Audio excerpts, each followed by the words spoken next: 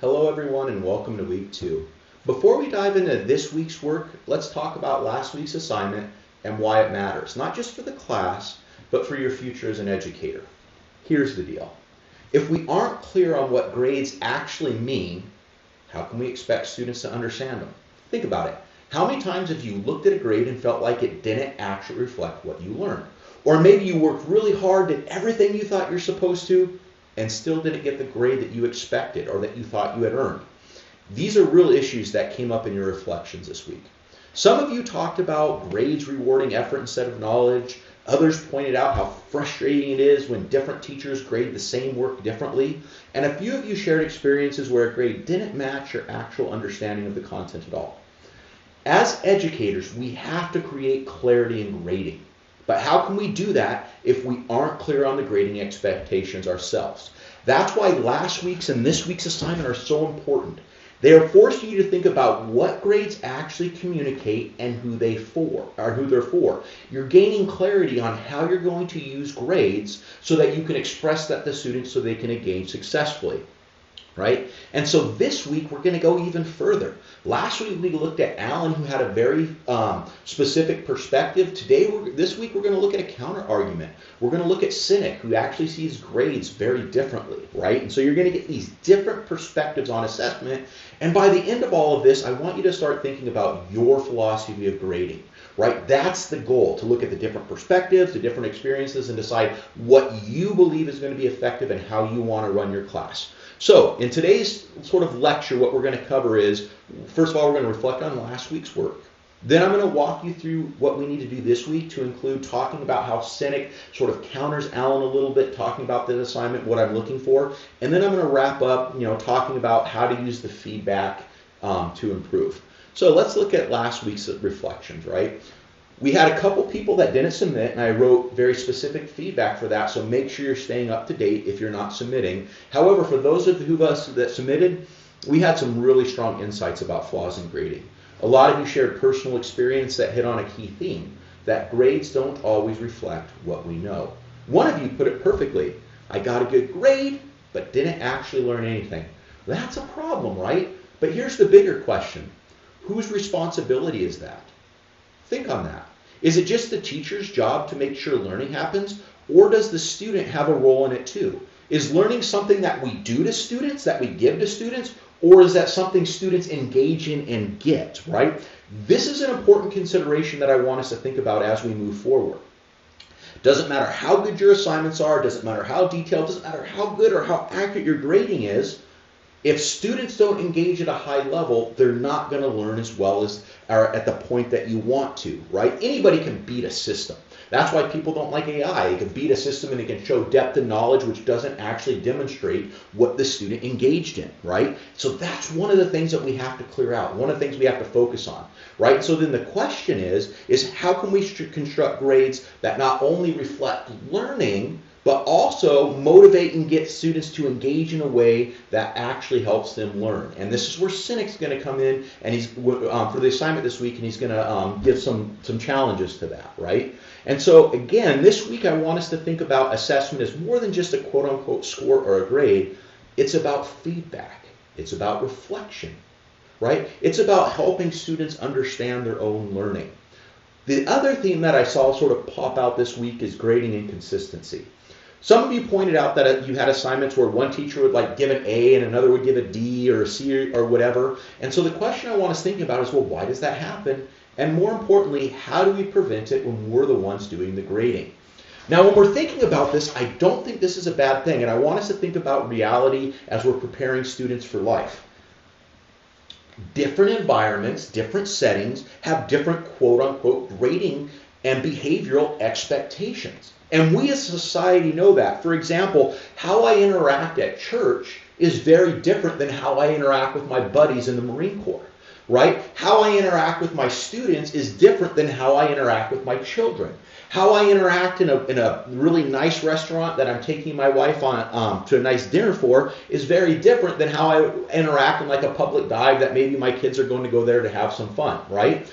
But what we know from that is that our experiences in these different environments create clarity of what the expectations are. and what the rules are. And so this is why it's important. Different environments aren't necessarily bad. Whether a teacher is more strict or more loose or whatever the case may be, that's not necessarily the bad thing, because diversity is a great idea. But what we have to do in our classes, if we have different frameworks or different ways of teaching, we have to be very clear to students what our expectations are, so that way if they're walking into a classroom that is like a very posh restaurant, they know to sit up straight and to wear a tie and not ask questions and just, do whatever needs to be done. But if they walk into a classroom that's sort of like a playground where everybody's making noise and engaging and talking, then they need to know that's when they can put their guard down and how they need to act and how they need to think, right? That's the goal. The goal is to provide the clarity so that students can engage in the work the way the teacher wants to do the work so that they could be successful. And that is something you get to decide, right? And so this is why clarity is so important, and I want us focusing on this. If we don't clearly define what we expect from students, how can they meet those expectations? And so I want you to think about this. When you're a teacher, how will you communicate expectations to your students so they actually understand what's being graded? Which is why we're going in this next section where we're going to talk about Cynic, and we're going to get a very different idea of what grades are for. Again, none of these are right or wrong. I'm not going to make an argument that what Alan believes is right or what Cynic believes is right. We all have our different nuances. What we need to do is we need to find what resonates with us, what makes us successful in running a class, and then making sure we clearly communicate it. So let's talk about this week's assignment, where we're shifting the idea of grades as a form of assessment, or the validity of grades as an accurate measure of assessment according to Alan, to grades becoming a quote-unquote just cause from Cynic's framework. Right now I am in as a student into Brightspace, so we're going to go into week 2. You'll see the video here in a second. I'm going to click on Applied Learning and go to the assignment. I'm not going to go over this all in detail. I'm just going to talk about it. So you have Applied Learning 1. You're going to click on that, right? I'm going to scroll up to the top. Notice that in Applied Learning 1, you have the video that you need to watch right here. You're going to click on that video. You're going to open the link, and it's going to bring you there. The most important part is the third part, which is about 7:55, somewhere around in this area, where he talks about finding your just cause. And that's where he's going to really focus on the idea of what a just cause is. You're going to look at the 3 elements that are part of grading, so on and so forth, right? So before I go into the assignment, I want to talk about distributed practice. You should not be doing everything at once. Ideally, what happens is when you get this video, either today, Sunday, or on Monday, you watch this video, and then you open your assignment and you just read through all of the assignment, right? Then you put it down. The next day, what I'd like you to do is maybe you come up and you watch this video by Cynic, right? You watch the video, you think about it, you don't start your paper just yet, you just process it. Then the next day you're going to need to read chapter 1 of the book. That's our reading this week. And that's going to give you insights into how assessment should be integrated with instruction rather than just the final measure, right? Then after you've done all of these 3 things, now we're at Wednesday or Thursday and Friday, Saturday maybe, that's when you start writing your paper, right? If you try to do everything at once, it's too much, it's overloaded. But in all honesty, watching this video and reading this should take maybe 15-20 minutes, right? Watching the next video for Cynic should take about 15 minutes on the next day, and reading your chapter will take anywhere between 45 minutes to an hour.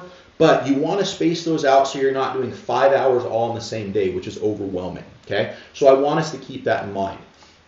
As again, when we go through this, what you're going to be doing is you're watching Cynic. I'm not going to read through the assignment because you can sort of read through it yourself on what you're supposed to do. But overall, what you're going to do is you're going to, 1, talk about what a just cause is. And when you're watching this video from Cynic, you want to approach it from the framework that while Cynic is talking about business people, I want you to replace that with teachers. I want you to think about teachers creating what a just cause is for a teacher, how that just cause must be resilient, inclusive, and service-oriented, and what that means, right? And so overall, I'm going to sort of close down these questions. We're going to go back, right? But overall, when you're doing this assignment and you read it, what I want you thinking about is this. How do assessments impact student motivation? Compare and contrast Allen frameworks with Cynic's. Which one do you think is most successful and why? How do we balance structure and flexibility in grading, right? What happens when students see assessment as a tool for learning instead of simply measuring performance, as Allen says? And that's a big difference. Cynic sees assessment as a tool for learning, where Allen sees it as a measure of performance, okay? And so I want us thinking about that as we go through forward. And so another thing that I want us to think about as well is the audience. Where Alan sees the audience for grades as like parents, colleges, and external institutions, a ways to communicate students' performance in a very standardized way, Sinek's going to argue that the primary audience should be the students themselves. This is sort of where we get to the idea of the just cause. This is where we get into some of those other frameworks that he has in his thing with like resilience and all that kind of stuff and service orientation. All right.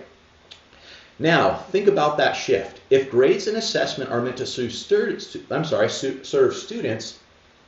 then shouldn't they look completely different? How would they look different? Because this class isn't telling you what to believe, it's about making sure you engage with multiple perspectives so that when you develop your own grading philosophy, it's informed and it's intentional. So you can argue against Sinek, you can argue against Allen, you can blend and merge them, right? But it's important that we look at these different perspectives. All right, so we're going to conclude real quick with what to look at in your feedback. As you review your graded assignments, make sure, and I'll come back to our applied learning again, you're going to want to go to activities, assignments, because when you click on them, if you go to like Expression Experience 1 or whatever, you're going to have an evaluation status here, which is going to give you feedback, okay? So, what to focus on? Did you provide a clear, well-structured argument? If your feedback mentions needing more depth, think about how you can add it. Did you connect your personal experience to larger themes? You know, the best papers don't just say, I had this experience. They analyze it, question it, and connect it to the articles. And the last part is, are you making the jump from reflection to hypothesized application? If your feedback mentions needing more in your argument, that's your clue to go beyond critique and to propose solutions. That's our goal, is how does everything we do impact how we teach, or in this case, how we're going to assess. And so here's a final thought, right? And it's what I really want you thinking about this week. If grades and assessments are supposed to help students, what does that actually look like? How does it help them? What does that mean? What would an assessment look like if it was designed for learning instead of ranking? This is where Sinek's going to sort of come in. He's not going to give you answers, but he's going to sort of construct a philosophical framework. And probably most importantly, what I want us thinking about is, how do we create assessment that students don't just tolerate and engage in, but actually benefit them? That's your challenge this week. I really look forward to your reflections. Let's make this something that works really well. Like again, I really appreciate what I've seen from people, the people that have used AI, which I appreciate and I can see it's really good. Just make sure that you've watched my video on AI, and if they're using AI, you're reviewing what's said till it gives a really good reflection of you, so that your engagement isn't about just turning an assignment, but it's about enhancing your learning and how you think. As always, if there's any questions, send me an email and let me know. With that said, have a blessed day.